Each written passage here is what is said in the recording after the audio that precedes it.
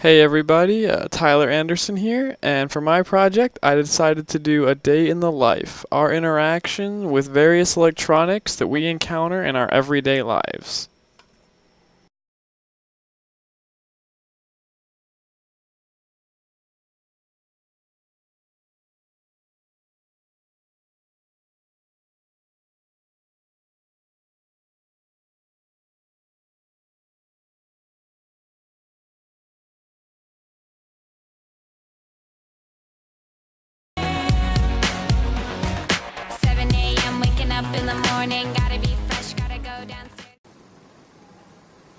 Hello.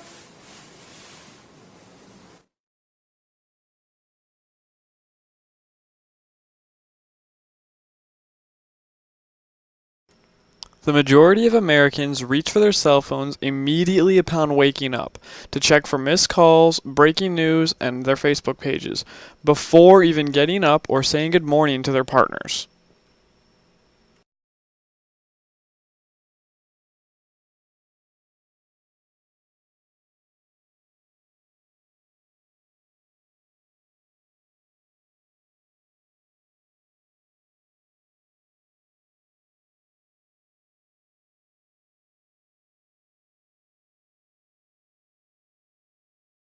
I found this interesting. I came upon this in my research. The majority of Americans check their email first, followed by their Facebook, news sites, and various other social media sites. I'm going to tell you a little bit now about the user interface of the mobile phone. The user interface, or UI, of a device is the look and the feel of the on-screen menu system, how it works, its color scheme, how it responds to button presses. All of these things are part of the user interface.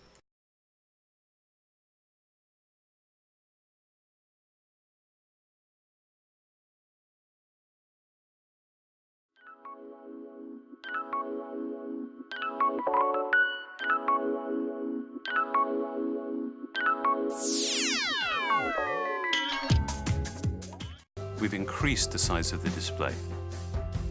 By making the screen taller but not wider, you can see more of your content but still comfortably use it with one hand. Just a little bit here on the iPhone. Yeah, this is the iPhone 5 they're showing. I'll admit I do own one. I am quite partial. I do love Apple quite a bit. But as everyone knows, it may be one of the more popular, but it's not the only cell phone out there. I think Android is up there, right up there with them as far as sales goes. So that's the iPhone, and we're going to go over the Android-based as well.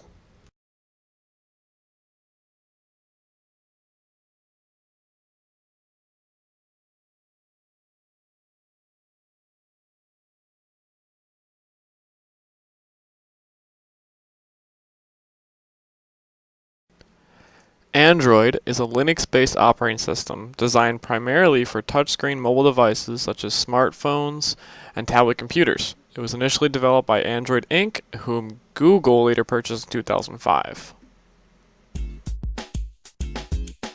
Your home screen is your starting point on the Android, much like the desktop of a PC. You can swipe left or right to reveal more home screens, each with their own set of apps to choose from.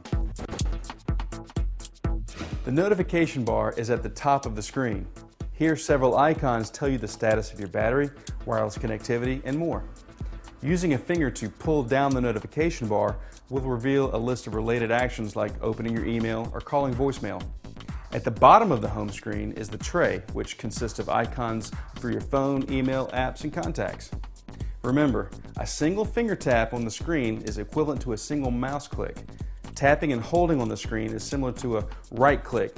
That brings up a menu of additional options. If you have trouble finding what you want, try tapping and holding. There are 4 buttons for almost everything. Home is the quickest way to get back to your home screen. Holding down the home button for a few seconds brings up a list of recent apps to help multitask. Menu is like the menu bar found at the top of each window in a PC. Back takes you one step back. Hold it down to flip through where you've been even faster. If you do this in the browser, it brings up the browsing history. Search? Well, it searches. Press it in the email function and it searches your whole email archive. Ditto with contacts, etc. Holding down the search button launches voice search and translates your speech into a Google web query. Remember, not all menu buttons are the same on all models.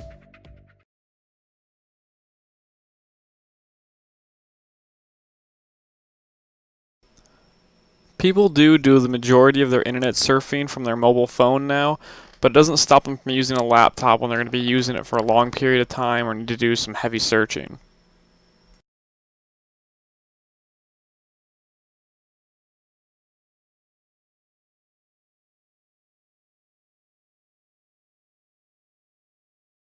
The time spent reading for personal interest and playing games, or using a computer for leisure, varies greatly by age. Individuals aged 75 and over average about 58 minutes of reading per weekend day and 21 minutes playing games or using a computer for leisure. Whereas individuals aged 15 to 19 read for an average of 7 minutes per weekend day, while spending about 1.2 hours playing games or using a computer for leisure.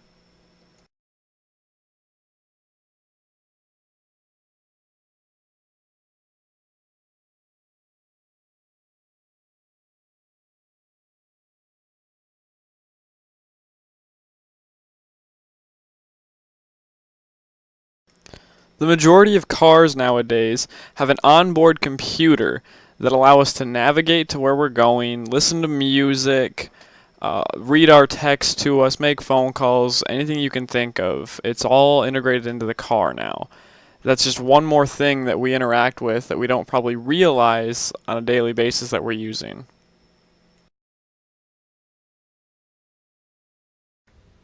I realize that I'm coming to the end of my time here.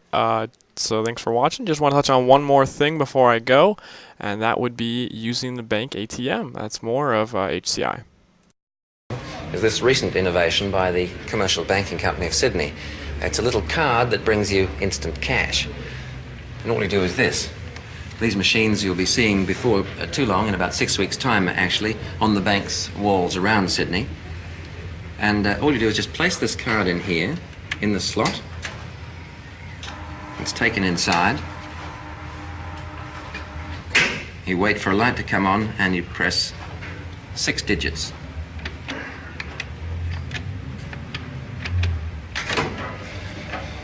Wait a second or two and out drops your instant cash. $25 of it. It seems very simple and very nice.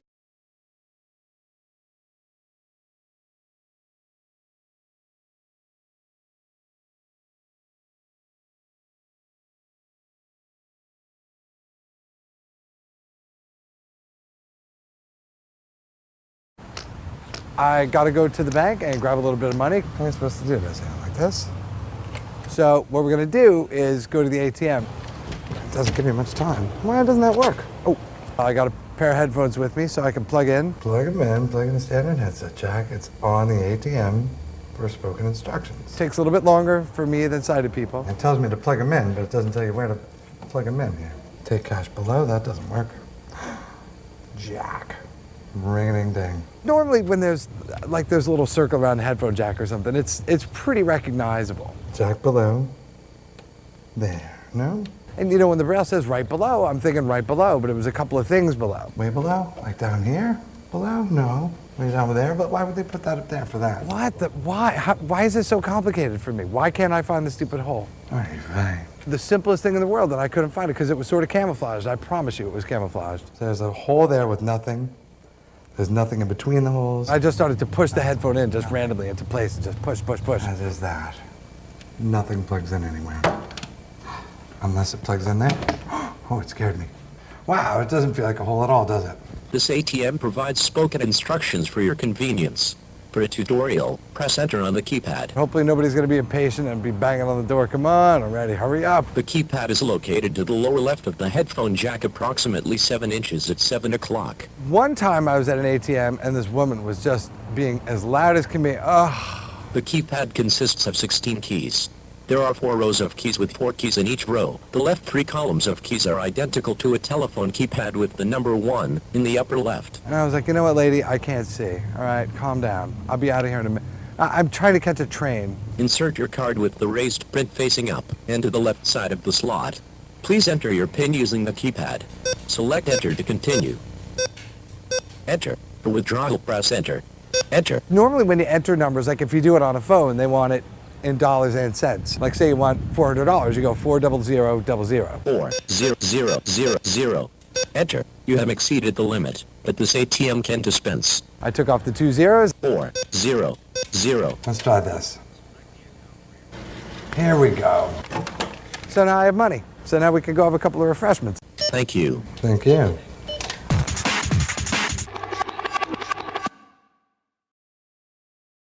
Alright, well I wanted to show you that video to demonstrate how technology has come a long way, but we're definitely not done here. As you can see, that guy had a lot of trouble trying to complete a simple task of just using the ATM. So as you can tell, human-computer interaction has come a long way, but still has a long way to go. And I'm sure we'll be seeing numerous new and amazing breakthroughs in the near future. Well, that pretty much wraps my project. Thank you guys so much for listening. I hope you understood what I was getting at. I was kind of going through a breakdown of the daily interaction we have with human-computer interaction, and so I'm sure you guys will pay more attention now as you look at things in your daily lives. Thanks again. Have a good one.